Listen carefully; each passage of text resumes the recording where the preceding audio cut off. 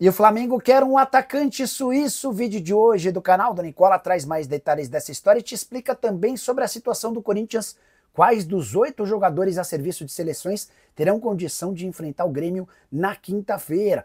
Preciso te atualizar também sobre as chances dos clubes brasileiros no Super Mundial de Clubes, dados levantados pela Opta, um dos mais respeitados sites sobre o tema. Preciso falar também sobre o Atlético Mineiro emprestando atacante, fair play financeiro avançando no futebol brasileiro, Botafogo fechando com outra contratação, além das últimas no mercado, bastidores, finanças, novo centro de treinamento do Santos e o Vasco tomando multa milionária.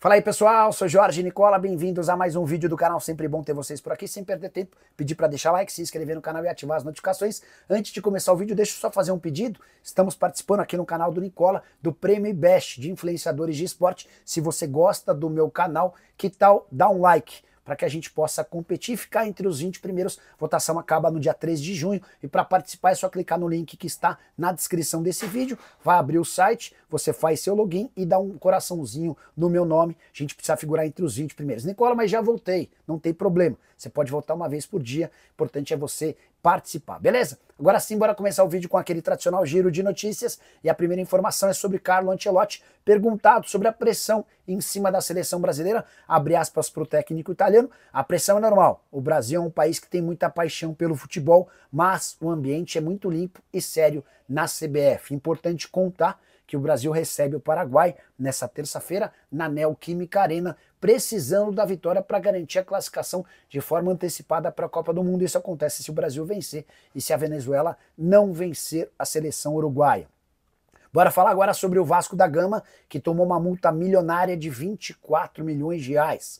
Multa aplicada pela Receita Federal por falta de recolhimento de INSS, entre outros tributos, nos períodos de 2019 a 2022. Entre 19 e 20, o presidente era o Alexandre Campelo, entre 21 e 22, Jorge Salgado. Notícia foi divulgada pelo próprio Vasco, que lamentou mais uma condenação, mais uma pendência, e meio a muita dificuldade com o fluxo de caixa.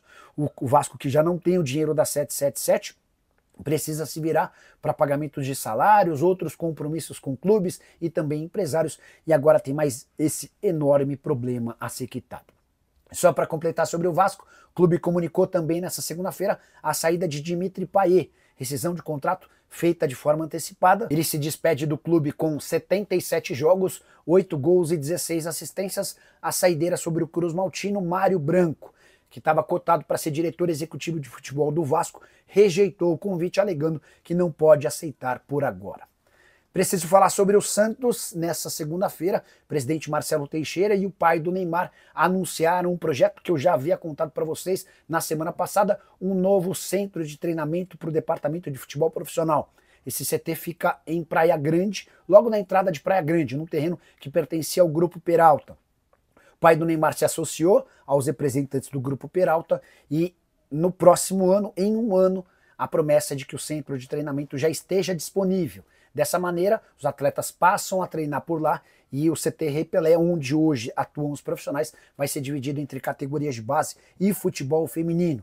Só para completar o noticiário do Peixe, o Fluminense vai pagar cerca de 30 milhões de reais ao Santos pelos 50% dos direitos econômicos do Soteldo. A ideia do Peixe é usar mais ou menos 15 milhões para adquirir os outros 50% que pertenciam ao Tigres do México. A saideira do Santos, o Neymar reagendou um jogo festivo que aconteceria nessa terça-feira na Vila Belmiro.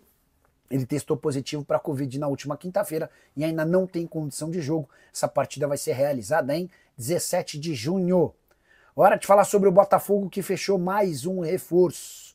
Joaquim Correia, argentino de 30 anos de idade, que pertencia à Inter de Milão, agora é de forma oficial jogador do Botafogo. Ele conseguiu a rescisão do contrato de forma antecipada com a Inter de Milão. Ele tinha vínculo com os italianos até 30 de junho. Dessa maneira, depois de assinar um contrato de 2 anos e meio com o Botafogo, fica como reforço para o Super Mundial de Clubes, se juntando a Arthur Cabral, comprado por 15 milhões de euros do Benfica, a Montoro, comprado por 9 milhões de euros do Vélez, a Caio Pantaleão, que chega de graça depois de defender o Krasnodar na Rússia, e também Christian Lohr, goleiro que atuava no Independente Del Valle do Equador. Hora de falar sobre o fair play financeiro no futebol brasileiro. Discussões que haviam começado no ano passado ganharam nessa segunda-feira o apoio do presidente da CBF, Samir Schaudt. Importante contar que ele assinou uma portaria nessa segunda-feira permitindo a elaboração de um plano em até 90 dias, para que essa ideia possa sair do papel ainda na temporada de 2025. A ideia com o fair play financeiro é estabelecer regras com limite de gastos de acordo com a receita. Ninguém vai poder gastar mais do que arrecada, algo básico, óbvio, mas que é cumprido por poucos clubes no Brasil. Além disso, também vai haver a necessidade de quitação de dívidas atrasadas, algo que parece absolutamente sublime e óbvio, mas que também não acontece no futebol brasileiro. Passo importante, liderado por alguns clubes como Palmeiras e Flamengo, dá para dizer que o São Paulo também está nessa, e agora é aguardar pelas cenas dos próximos capítulos, prometo ficar de olho para ir trazendo atualizações para vocês. Combinado? Quero falar agora sobre o Clube Atlético Mineiro, que fechou nessa segunda-feira o empréstimo de Bryan Palacios para o Al-Ahly dos Emirados Árabes Unidos. Empréstimo com compensação financeira, cifras não foram reveladas, há também o valor estipulado para compra. Se o Al-Ahly, time de Luiz Castro, recentemente contratado, quiser ficar com o jogador daqui a um ano, ele vai cobrir os gastos que o Atlético teve quando contratou o Bryan Palacios por 3 milhões de dólares. Jogador que estava fora dos planos do Cuca já há algum tempo. Cuca havia deixado claro que gostaria que o Palacios saísse para a chegada do Fabinho, que pertence ao América Mineiro, no início da temporada. A diretoria do Atlético preferiu manter o Bryan Palacios, imaginando que o Cuca poderia dar espaço para ele, algo que não aconteceu. Agora é entender se o Bryan Palacios performa bem no Al-Ahly para que possa ser comprado em definitivo.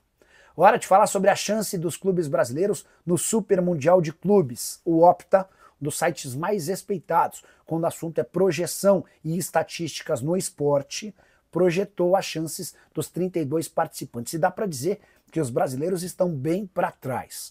Aquele com mais chance de vencer é o Palmeiras, na 13ª colocação entre 32 times. O Flamengo aparece em 14º, o Fluminense só na 24ª posição e o Botafogo o 25º. Aí você deve estar se perguntando, mas Nicola, qual a chance de o Palmeiras ser campeão? De acordo com o site Opta, de 0,3%, mesma chance do Flamengo. Fluminense e Botafogo aparecem com 0%, nenhuma chance de se sagrarem campeão. Palmeiras, segundo o Opta, tem 51% de chances de chegar às oitavas e apenas 15% de chances de chegar às quartas de final. 4,7% na semi e 1,3% na final. Números parecidos ao do Flamengo, 51,8% de chances nas oitavas, 14,4% nas quartas, 4,8% na semi e 1,3% na final. O Fluminense tem 39% de chances de alcançar as oitavas, só 9% de chance de chegar às quartas, 1,8% de chance de chegar às semifinais, parecido, ou melhor, Botafogo aparece com números ainda piores, 15% de chances de chegar às oitavas, 6,7% de chances de chegar às quartas de final. Para o pessoal da Opta, o PSG é o maior favorito, seguido por Manchester City, Bayern de Munique, Inter de Milão, Real Madrid, Chelsea, Borussia Dortmund e Atlético de Madrid. Gostaria que você usasse o espaço para comentários para apontar os seus principais favoritos e para dizer se você concorda com as chances dos brasileiros. Hora de falar sobre o Flamengo, que segue pesquisando e buscando nomes aleatórios. O mais novo, Noah Okafor, atacante suíço de 25 anos de idade que pertence ao Milan. Operação das mais complicadas, apesar de ter sido bem pouco aproveitado no Napoli, para onde esteve emprestado. O jogador está avaliado em 15 milhões de euros ou 95 milhões de reais, segundo o Milan. Só para contar um pouquinho da história desse atleta, ele surge no Basel da Suíça, é vendido para o Red Bull Salzburg da Áustria e de lá vai para o Milan em 2023. Ele inicia a atual temporada pelo Milan, 17 jogos, 1 gol e 2 assistências, e é emprestado para o Napoli, onde se imaginava que ele seria melhor aproveitado. Foram só 4 aparições, vários jogos sem nem sair do banco de reservas, foi devolvido para o Milan, que não tem muitos planos de utilizá-lo. Não dá para imaginar que essa negociação possa avançar em breve. Se o Flamengo tiver mais algum reforço para o Super Mundial de Clubes, esse deve ser o Carrascal, meio atacante colombiano, que já foi chamado de novo Neymar da Colômbia, a tratativas avançadas, mas falta um acordo com o Dinamo Moscou. Só para completar sobre o Fla, contar que Matheus Cunha, goleiro de 24 anos de idade, tem contrato com o Flamengo somente até dezembro e ainda não foi procurado para discutir um novo acordo. existe a chance de o Matheus Cunha deixar o Fla. Vale a lembrança de que em 2023 Nottingham Forest chegou a propor 10 milhões de euros para contratá-lo. Bora fechar esse vídeo para falar sobre o Corinthians e a possibilidade de os atletas convocados defenderem o Timão na quinta-feira no jogo contra o Grêmio, Campeonato Brasileiro em Porto Alegre, a partir das 20 horas. São 8 atletas que desfalcam o Timão nessa data FIFA. Estou incluindo também o Felipe Longo e o Breno Bidão, que estão a serviço da seleção sub-20 no Egito. Até por conta da distância, esses dois estão praticamente descartados. Memphis Depay também tem pouca chance de jogar, até por estar em outro continente. Carrilho e Félix Torres estão no Peru. Eles se enfrentam, Carrilho da seleção peruana, Félix Torres da seleção equatoriana. Difícil imaginar que eles possam ser utilizados na quinta, até porque devem ser titulares de suas seleções. José Martínez está no Uruguai, defendendo a seleção da Venezuela. Tem Venezuela e Uruguai em Montevidéu. Montevidéu está bem perto de Porto Alegre, então não deve ser problema para o Martínez chegar a Porto Alegre na quinta-feira. A questão é a condição física, como é que ele vai se encontrar depois de jogar mais 90 minutos pela sua seleção. As mais prováveis presenças na partida de quinta-feira do Timão são de Hugo, goleiro da seleção brasileira, que vai estar na Neoquímica Arena nessa terça-feira para o confronto contra o Paraguai, e Romero, que pertence ao Corinthians, convocado pela seleção paraguaia, até por já estarem em São Paulo, devem fazer uma recuperação mais prolongada e devem jogar pelo Timão na quinta-feira. E você, o que pensa sobre tudo que eu contei no vídeo? Não esquece de deixar like, de se inscrever no canal. A gente se encontra às 7 em ponto. Tem live no canal do Nicola. Tchau!